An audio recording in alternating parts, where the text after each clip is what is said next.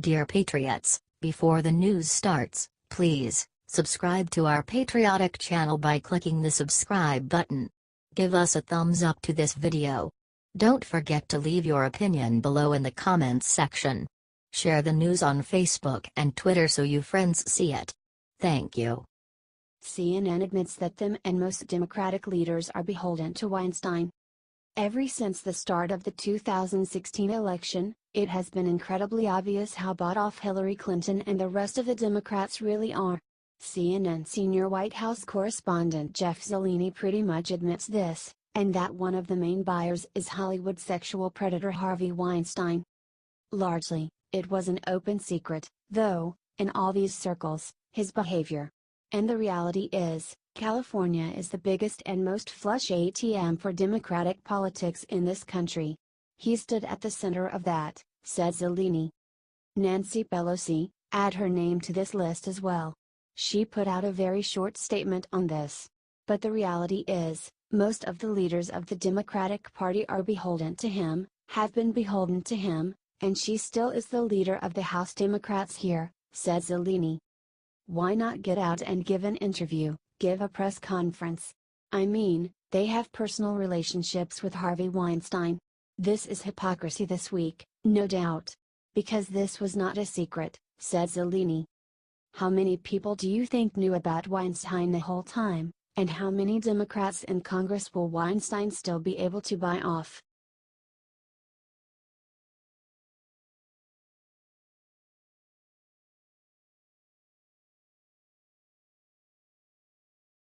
Jake Tapper responds to Weinstein scandal by talking about how much he hates Sean Hannity. Many people from all sides of the politics have come out and condemned the actions of Democratic sexual predator Harvey Weinstein. However, CNN's Jake Tapper decided to make it all about President Trump and Sean Hannity. Now we have counted at least 11 women who have accused President Trump of sexual harassment or sexual assault on the record. Jessica Drake said in a press conference that Mr. Trump reportedly grabbed her, kissed her without consent and offered her money to have sex with him, said Tapper. Summers Yervos, a contestant on The Apprentice, accused Mr. Trump of harassing her on multiple occasions, including one where he reportedly thrust his genitals at her. Jessica Leeds told the New York Times that during a flight in the 1980s he sat next to her, lifted the armrest and began to grab her breasts and put his hands up her skirt. He was like an octopus, his hands were everywhere. She said, he continued. And that's only 3 of the 11. Now Mr. Trump has denied the allegations, but these women deserve our attention too. Even as those close to the president try to suggest otherwise, said Tapper. Then he went after Sean Hannity. Those who express outrage at one sexual harasser and not another because the first sexual harasser's political views, that is morally bankrupt, and this was a point made interestingly enough by Fox News anchor Sean Hannity last night, saying the left has this selective moral outrage. It's a cogent point, except that very same Sean Hannity posted sexual harasser Bill O'Reilly on his show 2 weeks ago. O'Reilly, of course, fired from Fox News Channel after an investigation into multiple allegations of sexual harassment, including multiple settlements, said Tapper. So why is Tapper taking his anger out on Republicans?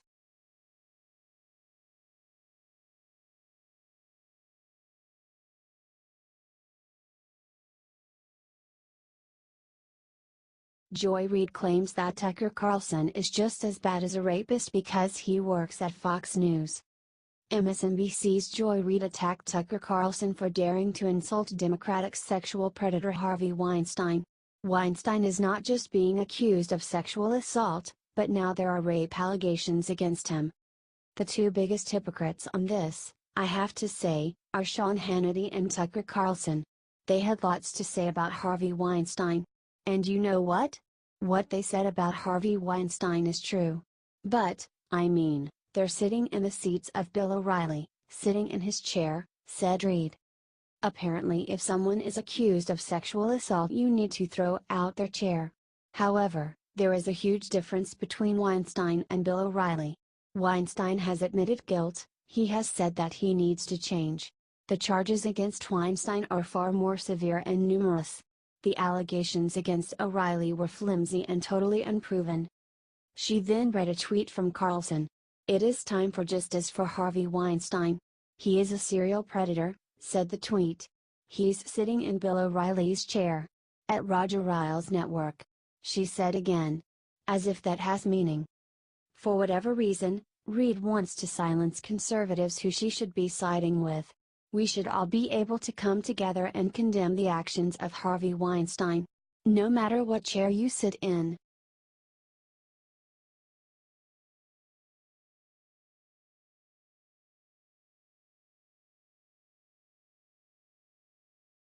Harvey Weinstein's own brother just publicly trashed him, said why he's sick and depraved.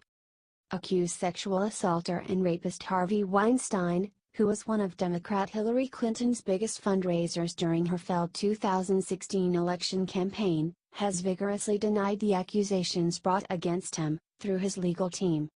However, Weinstein's own brother poured cold water over Harvey's claims of innocence when he spoke out against Harvey's misdeeds and called them sick and depraved. Bob Weinstein is also a film producer, but he is known to be a family man and does not share Harvey's reputation along with his DNA. Said Bob in a recent interview with The Hollywood Reporter about his sibling, "I find myself in a waking nightmare. My brother has caused unconscionable suffering. As a father of 3 girls, I say this with every bone in my body, I am heartbroken for the women that he has harmed." He continued, "I know him on a personal level better than anyone. It's hard to describe how I feel that he took at the emptiness inside of him in so many sick and depraved ways.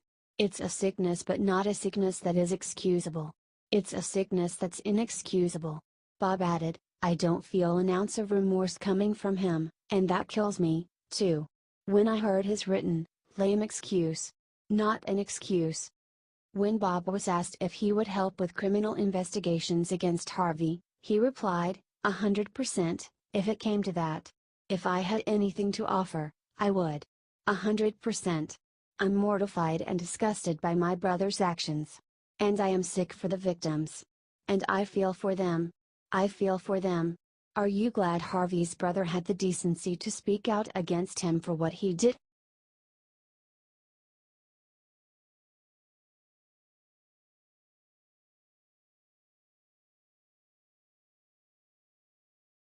Judge Napolitano catches Hillary Clinton in a horrible lie about her Weinstein donations. It took Hillary Clinton 5 days to speak out against Harvey Weinstein. "I was just sick. I was shocked. I was appalled. It was something that was just intolerable in every way. And like so many people who have come forward and spoken out. This was a different side of a person who I and many others had known in the past," said Hillary. But there is one thing she wouldn't do: give any of his money back. Hillary claimed that it was impossible to calculate exactly how much Weinstein gave her. Judge Napolitano called her out on this lie. "That is not accurate. If she's talking about cash, Weinstein, bundled, where he had a party and people came to the party and each gave the max and he handed the checks to her, there's a paper trail of all of that," said Napolitano. "If he gave money to the Democratic National Committee or a PAC where the amount, there's no cap on it, there's a paper trail on that. So there's certainly a person or an entity to which the money can be given back. What is she going to do with that money? Give it to the Clinton Foundation?" asked Napolitano. "If he's indicted, tried, and convicted of rape, you're talking about 20 years. You're talking about a very serious crime," said Napolitano.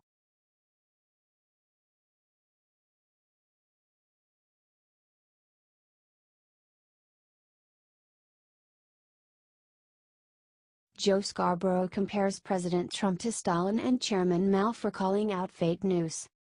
President Trump called out another fake news story from the mainstream media. Fake news made up a story that I wanted a tenfold increase in our U.S. nuclear arsenal. Pure fiction, made up to demean NBC equals CNN. With all of the fake news coming out of NBC and the networks, at what point is it appropriate to challenge their license? Bad for country," tweeted President Trump. The mainstream media is horrified by the possibility of being held accountable for spreading misinformation. MSNBC's Joe Scarborough compared President Trump to Stalin and Chairman Mao. Of all the things, the shocking things, the president has said, and he's said so many, channeling Chairman Mao and Joseph Stalin by calling the media an enemy of the people. Saying that First Amendment rights, saying the ability of newspapers to write what they want to write is quote disgusting and someone should look into it, maybe the most frightening of all and the most disgusting, said Scarborough. And again, we are starting to hear people talking more and more about the 25th Amendment. Steve Bannon, warning the president that is what will remove him from office, if anything, removes him from office. Tom Barrack, his longtime friend, saying he is shocked and stunned by what he's seen from Donald Trump, said Scarborough. And Bob Corker saying, we could add all of this up and now you have a president who is actually dismissing the most sacred right Americans have had since 1787, the right of free speech, said Scarborough. Trump didn't challenge the right to free speech, he challenged legitimate news organizations to be responsible when they tell lies to the public.